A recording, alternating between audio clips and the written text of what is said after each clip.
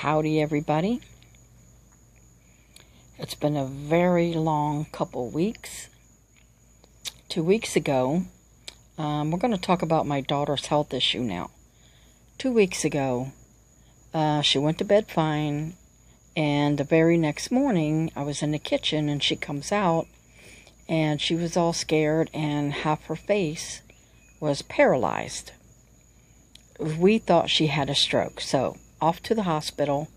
They transferred her to the main hospital in the city, which is a big city that I hate to drive in. It gives me panic attacks just driving in it. It's probably worse than going to New York and that traffic. Anyways, so they kept her there for a week, running test after test. They did tons of blood work every single day. Her veins were blowing up, so they had to put a PICC line in. And that was uncomfortable for her and horrible. But they did 2 MRIs. They did a CAT scan, an ultrasound. They did 3 spinal taps. Because the first one she threw up in and they had to stop the procedure. Then when they went to do the second one, she passed out. And then finally she did the third one so they can get, all of those vials of the fluid that they needed. And they sent them off to the Mayo Clinic and, other places that they do. And they checked for every disease they could, everything they could find. So it comes back as Lyme disease from a deer tick bite. And she also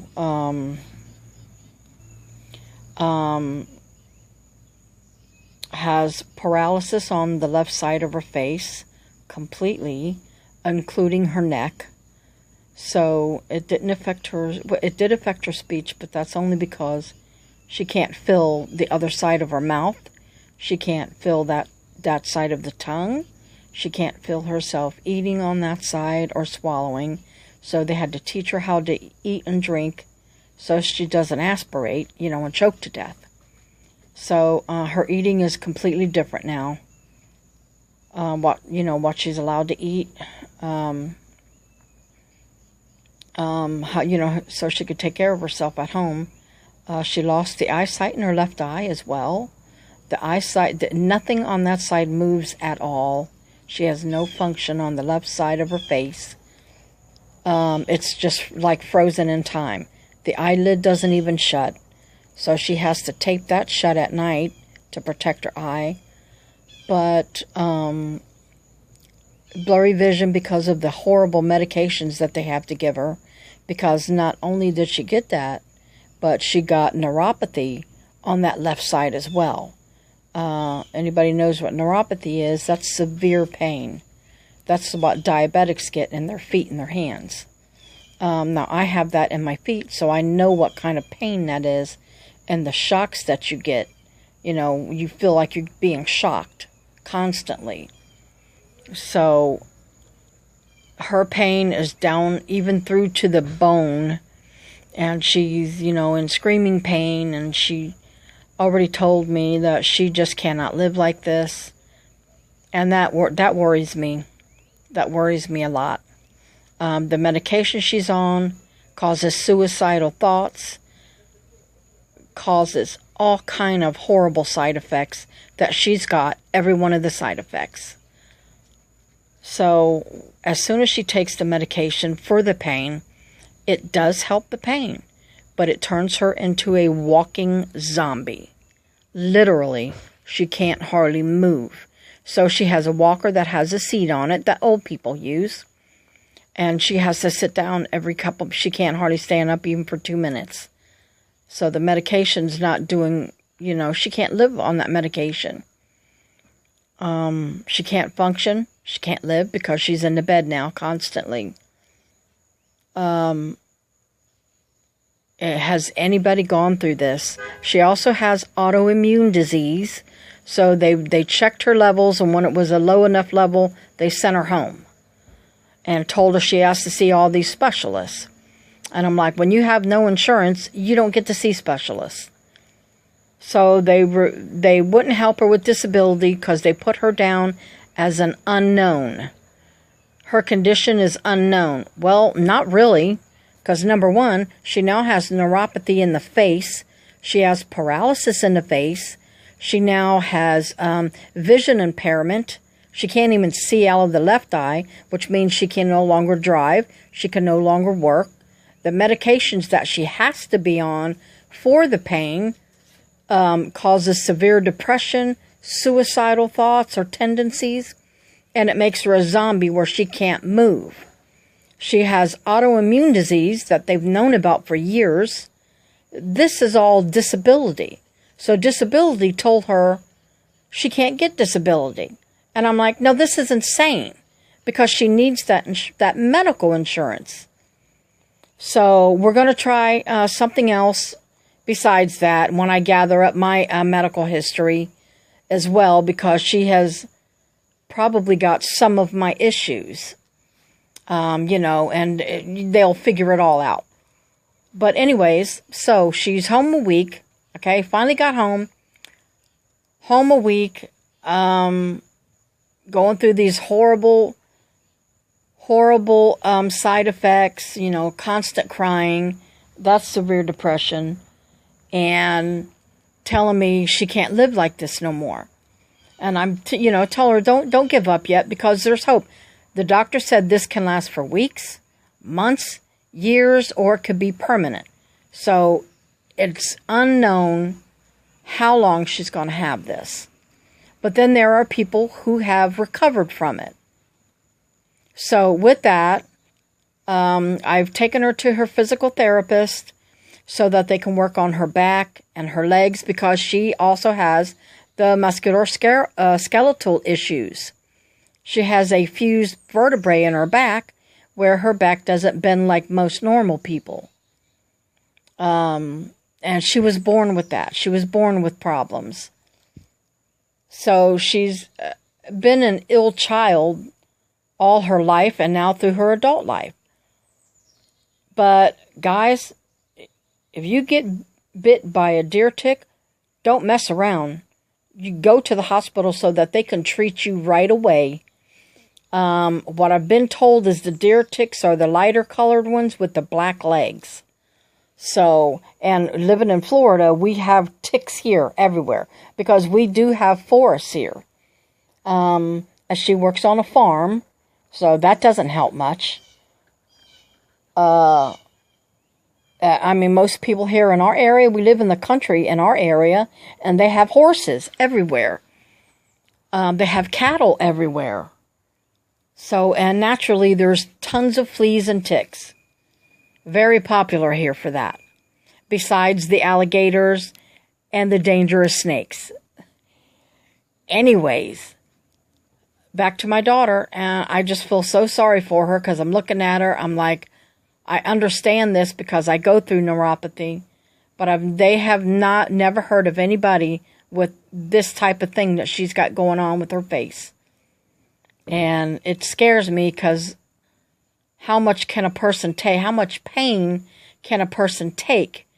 It's all, the medication is also messing with her kidneys now. So now she's having kidney issues and kidney pain. And it's bloating her stomach up. And they said that the medication will blow her stomach up and make it really hard. So now she's dealing with that. She's bruised all over the place because when they gave her the shots in her stomach every day, it completely bruised her. Her entire stomach is bruised. So, you know, she's living off this medication. And when she's not on the medication, she's in absolute sheer pain. And then she goes back on the medication to relieve the pain, and it makes her vision blurry. So she's going through a living nightmare right now. So then after this, she came out and told me last night she was in a lot of pain. She was going to go take her meds and then go to bed. And then this morning, I get a call from her. I didn't even know she left. And she said that she's back at the hospital. And I'm like, how did you get there? Because I've been driving her everywhere. Or her friends have been driving her places. And she said she just couldn't take the pain anymore. And her eye, the one that doesn't function and the one that doesn't move or the lid closes, feels like she has shards of glass in her eye. That's how she described it. And she couldn't take the pain anymore. So she's there having her eye checked and seeing if they will give her, morphine for the pain for a little while, because they give it to her for about 4 hours and then probably send her home. So, has anybody been through any of this stuff? Leave a comment down below and let me know if anything, any suggestions. It just came out of nowhere. They did test her for strokes. She did not, they tested her brain. They did the 2 MRIs on her brain, one on the brain itself to see if there was any tumors, one on the veins, see if there was any clots and stuff. She was completely fine. She did not have a stroke. She did not have a heart attack. They gave her all those tests. And it is insane. I mean, somebody threw her some bad juju for some reason. It's a nightmare here. So if anybody got any suggestion, let me know, because she's not able to go online. She's not able to see well. And I don't know how the heck she got to the hospital. But I'm just waiting for her to call so I can go get her. Anyways, thank you. Sorry I haven't made any videos. I mean, I haven't really had any people joining. And that's fine. But my life is all about medical stuff right now. And trying to get my daughter taken care of. I'm losing my voice, sorry. I don't have my ginger ale with me. So I haven't really made any videos. If I do end up uploading any more videos, it's going to be ones that I previously already did. But I'm not making anything new right now.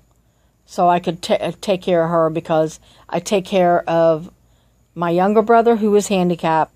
He has to be, after he got out of the hospital, right before she went in, he was there for about 2 weeks, and they told him his lungs are deteriorating, and he's not going to get any better now.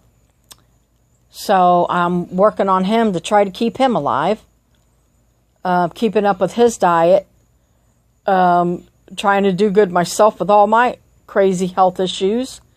Some are more serious than others, but I can't even think about myself right now because I have to think of other people. And now my daughter with this, she's handicapped. And I'm just like, what in the world is going on? It is insane. Anyways, sorry to gripe and complain, but this is my life. All right, have a great day, y'all. God bless you. And I don't know where I'm going with this phone. I'm uglier than normal today, so I'm not showing myself. And Mama Cat don't feel like putting on no wig. All right, take care, guys. If you got any suggestions or been through this or know anybody who has, write them down below. I will see them. Thank you.